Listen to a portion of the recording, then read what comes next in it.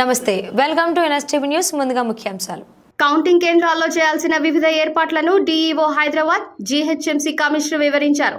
Counting కు అనుమతించని వ్యక్తుల గురించి రిటర్నింగ్ అధికారులు, అసిస్టెంట్ రిటర్నింగ్ అధికారులు, సబ్ నోడల్ ఏసీఎస్పీలకు అవసరమైన సూచనలు అందించారు. హాళ్లు, కౌంటింగ్ ఏజెంట్లు ఎవరి ద్వారా మొబైల్ ఫోన్లు తీసుకెళ్లడం, మీడియా సెంటర్ ఏర్పాటు, కౌంటింగ్ ఏజెంట్లకు కావాల్సిన సౌకర్యాలు తదితర అంశాలపై స్పష్టత ఇచ్చారు.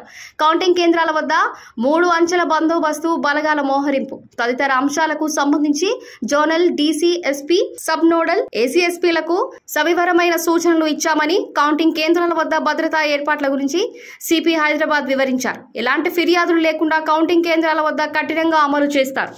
Run through what happens one day prior and then the next day also. So you all know the entire security which we are supposed to give on the day of counting. So and then we will also discuss about the strong room arrangements after the counting also. So till the time these boxes are deposited in the there.